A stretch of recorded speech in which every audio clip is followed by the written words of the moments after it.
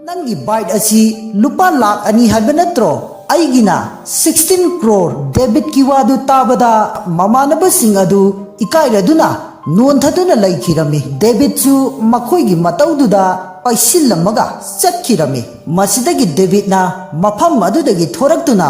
महाकी निंगब थुंगबदुदा हराव मनख्रदुना सुओंगदुना लैखिरमी मसिदगी डेबिट असी हराउरदुना महाकी फोन अदु लौथोक्तुना मपादा फोन तौखिरमी पाबुंगना यामना थाजरोइदबा वा अमा हाइगी हाइरदुना मसिदगी मपानासु करी वानु हाइदुना हंगलकपदगी पाबुंगना अइगिदमक्ता गरी मचा लैयु हाइदुना पिरकपा पैसा अदुना लकी बॉक्स ओइना लैरुबदगी रोल्स रॉयस 16 crore पीबा कार अमा अइगी फंगले हाइदुना हाइखिरमी अदुबु मपा अदुदी मचानुपाना हाइरिबा वा अदु थाजरमदे मसिदगी मचानुपाना थोक्रिबा थौदोकसिंग अदु अमत्त चिथदना वरी पुमनमक लीबदगी मपासु थाजरमी मसिदगी डेबिटना अखोइगी सगै नतै इमुंग मनुंग अमदि मरुप मपांगसिंगा पाव पीदुना होरेंदी लकी बॉक्स अदु लैबा चच्ची हाइरदुना यामना हराउना मपादा पाव अदु हाइखिरमी असोमदना लिंदा अदु रॉकी की मनाक्ता लाक्तुना नखोइना लमदम असिदा मनी पावर पाइदुना तौनिंगबता तौरिबदु असेंगबा पावर हाइबदु करीनो हाइबदु खंगलगे हाइदुना महांगना तौख्रिबा फत्रबा थबकसिंग अदुगी दमक्ता आई कनानो हाइबदु खंगलगे हाइदुना संगलकलमी मतमसिदा मखोइगी गार्डसिंगना ngaइखो हाइना खामलदुना नाहक कनानो मफम मसिदा कैदौब संगलकलिबनो हंखिरमी असोमदना गार्ड अदुना रॉकीदा सार हाइना कौरदुना मांगद लैरिबा मियोय असी मार्शल आर्ट एक्सपर्ट की मास्टर लीनी अदोंगी दमक्ता फादरना प्रोटेक्शन की दमक्ता हायर तौबनी हाइरुबदा रॉकीना अइगी दमक्ता प्रोटेक्शन की दमक्तदी दरकार तादे हानदगिसु हाइख्रबनी हाइरगलमी मसिदगी गार्ड असिना रॉकी की मनाक्ता चंगसिलक्तुना महाक असी अराई अचंबा मियोय नत्ते मिन्न उबा ईश्वरगुम्बने लेजेंडरी एक्सपर्ट नी संसार असिदा कना अमत्तना महाकपु माइथीबा पीबा ngamba मियोय अमत्ता पोक्त्री महाकपु फादरना यामना वाना हाइजरगा था अमदा salary ओइना 5 lakh पीदुना Sargi दमक्ता मफम असिदा कौखिबनी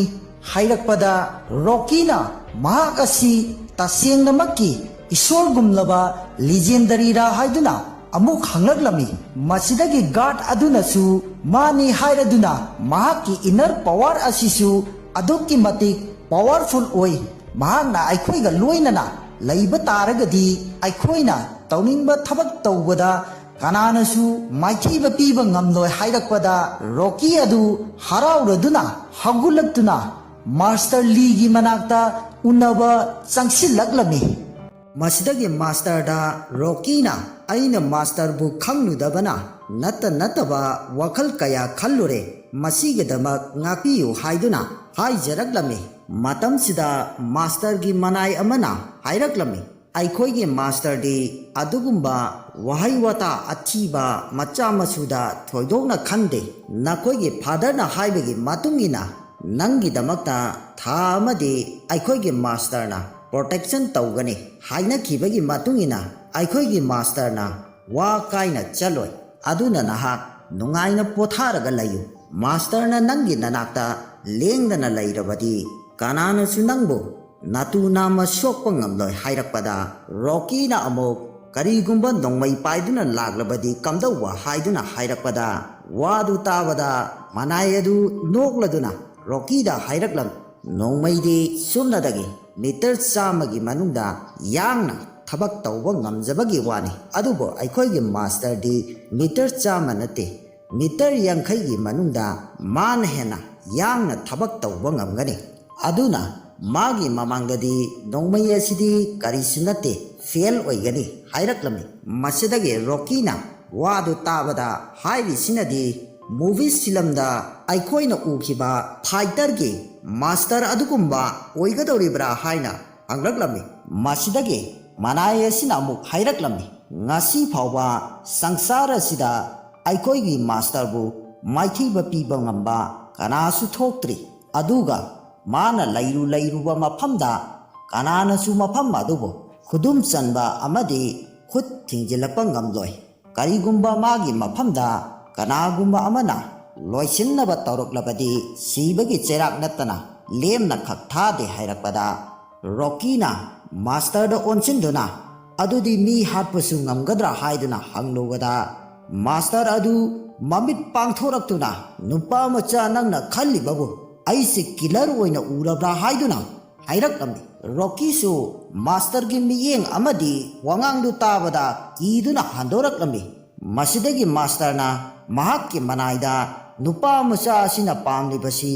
asengba karino hangu haiduna su hairaklamni matam asida manaina Rocky da hanglaklamni karino nangna pamlibasi hayu haiduna hairakpada Rocky na wakhal ama khalame lindabu mahakna phanana ba tanabada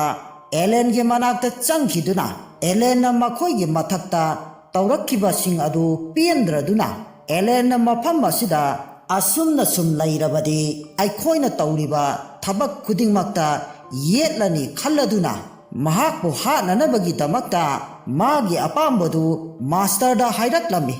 miyoi ama lai karigumba nakhoina mabu hatpa ngamba taragadi aina nakhoida 30 lakhs pigani haiduna hairaklammi masidagi master nasu miyoi adu kanano haiduna su hanglaklammi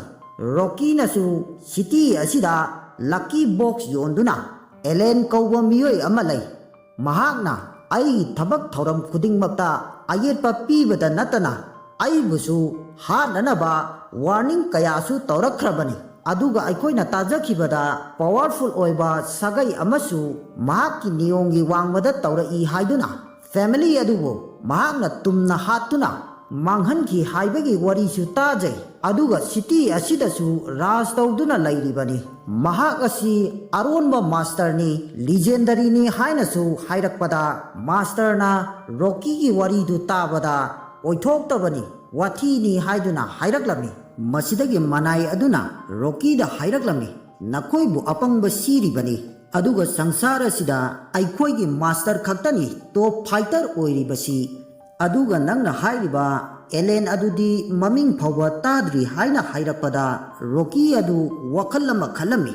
matamduda Ellen na aingonda tawkhiba sing adu acting oiramnedana mahakki maming phawba kanamatana khangbiramdre haina khanduna lairingaida asomdana Lindana Rocky ge bodyguard sing adu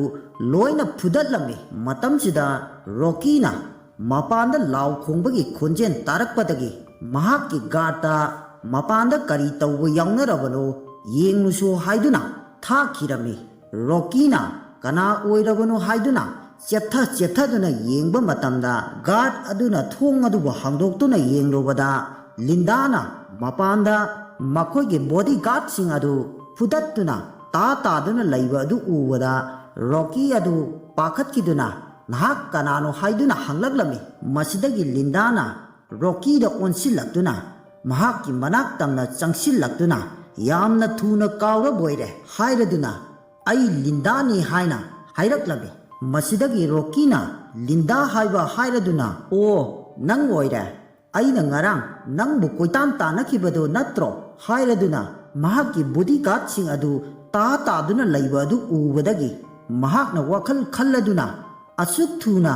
karamna fighter oiraklibano haina khanduna lairingaida Lindana sinanaba sem saro haiduna hairamlaga thong adubu lonsinkhirami masidagi Rocky asi kiba henmankraduna master da aibu hatkadore nupi asina aibu amukta kanbiyu haiduna kaptuna yamna kanna haijarami masidagi Lindana Rocky da ngasi di nangbu kananasu kanbiba ngammaroi hairakpada master gi manai aduna asuk yamna wajau ngangbiri sibu kana oibirabano hairaduna namangda lepliba aikoi gi master asi sangsar asida fighter number 1 ni नंग खंगद्रबा माले हाइरकपदा लिंदाना रॉकीदा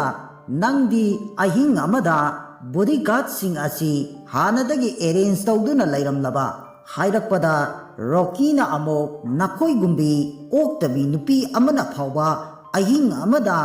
मतौ करमना fighter ओइरकलिबनो Kannada अमुक जादू तौदुना हाइरकलिबनो Hayu हाइदुना हाइरकपदा master की मनाई अदुना वादु ताबदा अहिंग अमदबु मतौ करमना fighter अम ओइरकलिबनो हाइरदुना ngakuna yengduna lairami masidagi lindana rockida madu nangna khanglubagi mathau tade ngasidi nangbu kanana kanbiba ngambagi haibadu yengnaba taredana hairakpada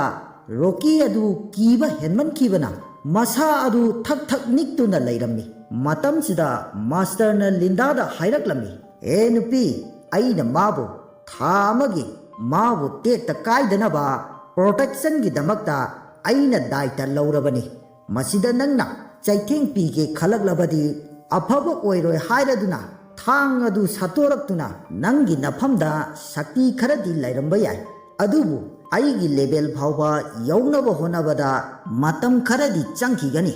aduk nauriba nangonda spiritual energy gi talent lai haiba aisu khangi adubu aingondadi karisu kanaroi aduna nangna aingonda soikre haiduna kurumjaduna nangi damakta aibu master oina lauksinba taragadi aina nangbu kanbigani ngapigani hairakpada lindana nogladuna angawba hanuba hairaduna miyoi asi karamba miyoi no haibasi khangdraba male asuk phatraba miyoi asida nakhoina mating pangni haiduna thoraklibasi nakhoisu makhoi gumbra haiduna hairakpada master gi manai aduna lauraduna aigi master da adum nangangba yabra haina hairakpada masidagi rocky nasu nupi asibu halo halo haiduna master gi manai da lausilaklami matam sida manai asinasu linda da khut thana naba chongsilak khirami masidagi linda nasu yamna laina manai adugo mathabakta kubakna thaduna chaitheng pibadagi manai adu laimai thakta longna ta khirami masidagi rocky adu tauriba matau aduda kiba henman khraduna nupi asi aibu hananaba honabada tasengna ngaure hairaduna mahaki master da aibu amukta kanbiyu haiduna kaptuna yamna kanna haijarami masidagi master nasu aigi inaibu nangna hatlaba hairaduna haujikti nang dandi phangdaba yaroi hairamlaga mahaki thang adu pairaduna shakti ga loinana linda da attack tawraklami masidagi linda su attack adu mo ngakthok chanabagi damakta tunglomda step khara handoraklami matam sida amu master na sinanaba sem saro hairaduna mahaki thang adu linda da yam tharaklami masidagi linda nasu mahakna tammoriba mahai adu sijinaduna thang adu bu ngakthoklamni adubu master gi sakti ne henman khibana mayok naba ngamdabadagi mafam adu thadoktuna mai leiduna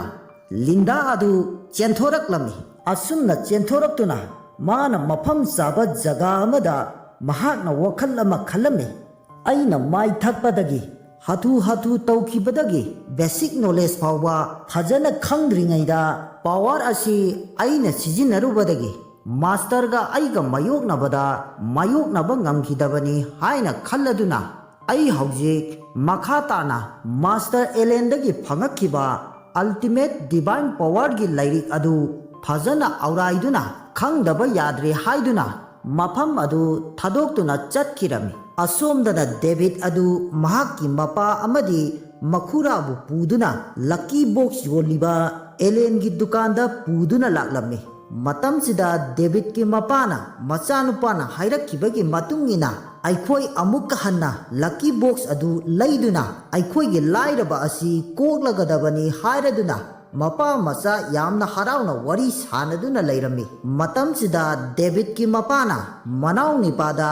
lucky box leinanabagi damakta nakhoi di paisa kaya punarakke haina hanglubada ꯃꯅꯥꯎ ꯅꯤꯄꯥꯅ ꯌꯥꯝꯅ ꯇꯟꯅ ꯂꯨꯄꯥ 10,000 ꯈꯛꯇꯪ ꯄꯨꯔꯛꯏ ꯍꯥꯏꯗꯨꯅ ꯍꯥꯏꯔꯛꯂꯝꯃꯤ꯫ ꯃꯁꯤꯗꯒꯤ ꯃꯌꯥꯝꯕꯅ ꯑꯃꯨꯛ 10,000 ꯗꯨꯅꯕꯨ ꯀꯔꯤꯕꯨ ꯐꯪꯒꯗꯧꯔꯤꯕꯅꯣ ꯍꯥꯏꯔꯛꯄꯗ ꯃꯆꯥꯅꯤꯄꯥ ꯗꯦꯕꯤꯠꯅꯁꯨ ꯃꯍꯥꯛꯀꯤ ꯃꯈꯨꯔꯥꯗ ꯑꯪꯀꯜ ꯍꯥꯏꯅ ꯀꯧꯔꯗꯨꯅ 10,000 ꯗꯨꯗꯤ ꯂꯛꯀꯤ ꯕꯣꯛꯁ ꯃꯌꯥꯝꯗꯨꯗꯒꯤ ꯈ꯭ꯋꯥꯏꯗꯒꯤ ꯍꯣꯡꯕ ꯕꯣꯛꯁ ꯑꯗꯨ ꯑꯣꯏꯒꯗꯧꯔꯤꯕꯅꯤ, ꯑꯍꯣꯡꯕ ꯕꯣꯛꯁ ꯑꯗꯨꯗꯒꯤ ꯍꯦꯟꯕ ꯑꯇꯣꯞꯄ ꯂꯛꯀꯤ ꯕꯣꯛꯁ ꯑꯃ ꯂꯧꯅꯕ ꯍꯥꯏꯔꯛꯄꯗ ꯃꯗꯣꯝꯆꯥꯅ ꯐꯪꯅꯤ ꯐꯪꯉꯣꯏꯁꯨ ꯈꯪꯗꯕ ꯒꯦꯔꯦꯟꯇꯤ ꯂꯩꯕ ꯄꯣꯠꯁꯨ ꯅꯠꯇꯕꯗꯨꯗꯕꯨ ꯑꯩꯈꯣꯏꯅꯕꯨ ꯀꯌꯥꯝ ꯊꯥꯖꯔꯨꯒꯗꯕꯅꯣ? ꯑꯗꯨꯒ ꯗꯦꯕꯤꯠ ꯅꯪꯅ ꯍꯥꯏꯈꯤꯕꯗ 10,000 ꯄꯤꯕ ꯂꯛꯀꯤ ꯕꯣꯛꯁ ꯑꯃ ꯂꯧꯕꯗ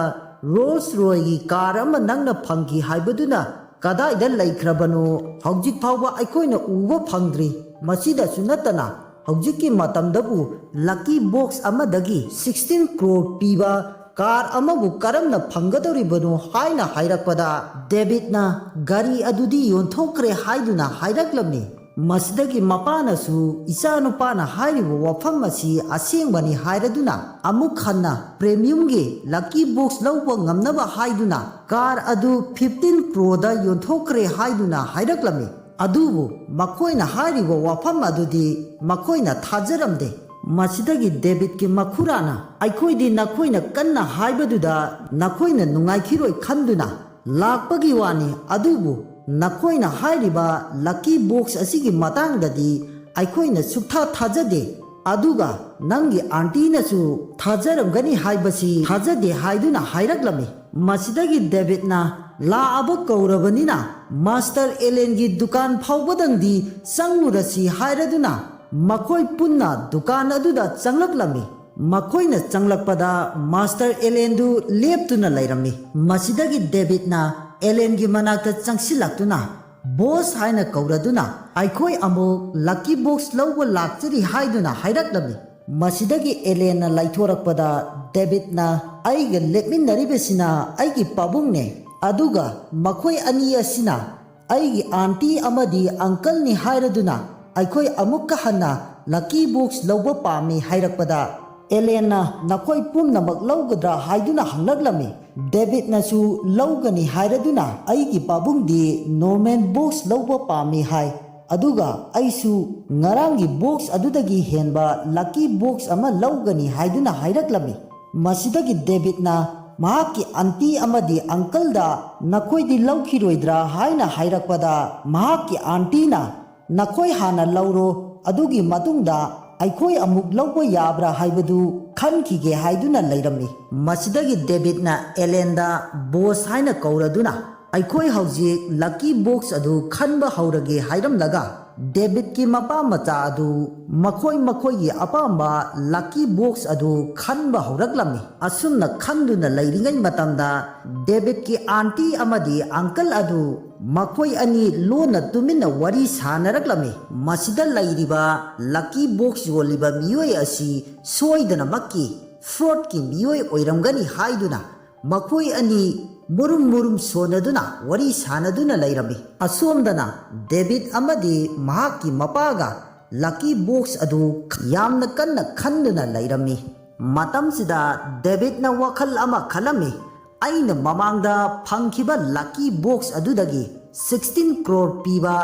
ꯔꯣꯜꯁ ꯔꯣꯏ ꯀꯥꯔ ꯑꯃ ꯐꯪꯈꯤꯕꯗ ꯕꯣꯁꯅ ꯃꯇꯝꯗꯨꯗ ꯑꯩꯒꯤ ꯂꯛꯀꯤ ꯕꯣꯛꯁ ꯑꯗꯨ ꯕꯦꯗ ꯂꯛꯅꯤ ꯍꯥꯏꯅ ꯍꯥꯏꯔꯛꯈꯤꯕꯗꯨ ꯍꯟꯗꯛꯇꯤ ꯃꯗꯨꯗꯒꯤ ꯍꯦꯟꯕ ꯑꯃ ꯐꯪꯍꯟꯕꯤꯌꯨ ꯍꯥꯏꯗꯨꯅ ꯏꯁꯣꯔ ꯈꯨꯔꯨꯝꯗꯨꯅ ꯂꯛꯀꯤ ꯕꯣꯛꯁ ꯑꯗꯨ ꯈꯟꯗꯨꯅ ꯂꯩꯔꯝꯃꯤ꯫ ꯃꯇꯝꯁꯤꯗ ꯗꯦꯕꯤꯠꯀꯤ ꯃꯄꯥꯗꯤ ꯃꯥꯒꯤ ꯑꯄꯥꯝꯕ ꯂꯛꯀꯤ ꯕꯣꯛꯁ ꯑꯗꯨ ꯐꯪꯂꯦ ꯍꯥꯏꯗꯨꯅ ꯍꯥꯏꯔꯛꯂꯝꯃꯤ꯫ ꯃꯁꯤꯗꯒꯤ ꯑꯦꯂꯦꯟꯅ ꯍꯥꯟꯅ ꯄꯦꯃꯦꯟ ꯇꯧꯅꯅꯕ ꯍꯥꯏꯈꯤꯔꯝꯃꯤ꯫ ꯃꯇꯝꯁꯤꯗ ꯗꯦꯕꯤꯠꯅꯁꯨ ꯑꯩꯒꯤ ꯑꯄꯥꯝꯕ ꯂꯛꯀꯤ ꯕꯣꯛꯁ ꯑꯗꯨꯁꯨ ꯐꯪꯂꯦ ꯍꯥꯏꯗꯨꯅ ꯍꯥꯏꯔꯛꯂꯝꯃꯤ꯫ ꯃꯁꯤꯗꯒꯤ ꯑꯦꯂꯦꯟꯅ ꯇꯣꯇꯦꯜ 10,09,999 ꯇꯥꯔꯦ, ꯑꯗꯨꯅ ꯄꯦꯃꯦꯟ ꯇꯧꯔꯣ ꯍꯥꯏꯗꯨꯅ ꯍꯥꯏꯔꯛꯂꯝꯃꯤ꯫ ꯂꯛꯀꯤ ꯕꯣꯛꯁꯀꯤ ꯃꯃꯜ ꯑꯗꯨ ꯇꯥꯕꯗ ꯗꯦꯕꯤꯠꯀꯤ ꯑꯥꯟꯇꯤ ꯑꯗꯨ ꯃꯌꯥ ꯀꯥꯗꯨꯅ ꯉꯛꯇꯨꯅ ꯂꯩꯔꯝꯃꯤ꯫ ꯃꯇꯝꯁꯤꯗ ꯗꯦꯕꯤꯠꯀꯤ ꯃꯄꯥꯅ ꯄꯦꯃꯦꯟ ꯑꯗꯨꯁꯨ ꯇꯧꯈꯤꯔꯝꯃꯤ꯫ ꯇꯧꯔꯤꯕ ꯃꯇꯧ ꯑꯁꯤꯗ ꯃꯈꯣꯏꯒꯤ ꯑꯥꯟꯇꯤ ꯑꯃꯗꯤ ꯑꯪꯀꯜꯅ ꯑꯁꯨꯛ ꯌꯥꯝꯕ ꯄꯩꯁꯥ ꯑꯁꯤꯕꯨ ꯃꯥꯡꯍꯜꯂꯦ ꯍꯥꯏꯗꯨꯅ ꯅꯈꯣꯏꯕꯨ ꯉꯥꯎꯔꯕ꯭ꯔꯥ ꯍꯥꯏꯗꯨꯅꯁꯨ ꯍꯥꯏꯔꯛꯂꯝꯃꯤ꯫ ꯃꯁꯤꯗꯒꯤ ꯗꯦꯕꯤꯠꯀꯤ ꯃꯄꯥꯅ बोस हाइना कौरदुना अखोई हौजिक लकी बॉक्स असी हांगदोकपा यारद्रा हाइरकपदा डेबिट न मपादा हाइरकलमी पेमेंट लोइरबनिना हौजिकती अखोइना हांगदोकपा यारनी हाइनसु मपादा हाइरकलमी मसिदगी मपाना डेबिटा फरे अदुदी लकी बॉक्स असी हांगदोक्तुना येंगलगे हाइदुना हाइरमलगा डेबिट के मपाना लकी बॉक्स अदुबो हांगदोकनबा मुन्ना येंगदुना लैरमी मसिदगी महाकना लकी बॉक्स अदुबो हांगदोक्तुना येंगलुबा मतमदा लकी बॉक्स अदुगी मनुंगदा 20 crore पीबा बिरला कंपनी की VIP कैटेगरी दा रॉयल हाउस अमा फंगजखिरमी मसिदगी डेबिट की मपा मचा अदु ngakpaga loinana yamna harau jakhirami masidagi machanupa Davidna pabung haina kauraduna haujikti aikhoi lucky box asigi mapana Birla company gi 20 crore piba royal house amasu phaure haiduna yamna harauna mapada wari saringaida David ki uncle na masibu tasingna achumba oigadoribra hairaduna mahakki nupiga तुमिन्ना चेरोन तौनदुना मपा मचा असिदा थाजनबा हाइदुना नुपा असिना करीगुम्बा खरदि तौरे हाइरदुना मखोई अनि वरी सानरमी मतमसिदा एलेना बेट लक हाइरदुना लकी बॉक्स अदुदा याउरिबा QR कोड अदुदा स्कैन तौदुना एप्रूव पीख्रो हाइदुना हाइरकलमी मसिदगी डेबिट की आंटीना 20 crore पीबा बिरला कंपनी की रॉयल हाउस अमा फंगबदबु बेट लक हाइरिसिबु कमदवनो हाइना हंगलुबदा मतमसिदा डेबिट ना आंटी नंगसु हाइरदुना अखोइना फंगलिबसिदी करिसु नत्ते ngarang nupi amana normal lucky box amadagi 100 crore फंगख्रिबनी अदुदी कयाम कानरंगनी खल्लो हाइरदुना आइगी ओइनादी फंगलिबा खरसिना पेंजरे नुंगाइजरे हाइना हाइरकलमी मसिदगी मपाना तसिंगना असिंगबगी बु फंगखिब्रा हाइदुना हंगलकपदा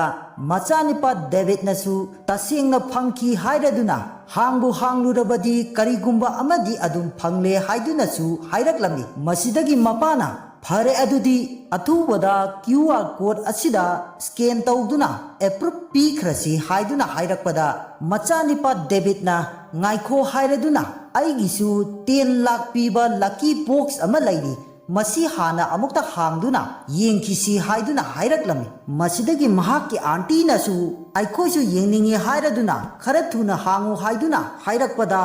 David ki mapana wakhal ama khalamne normal box amada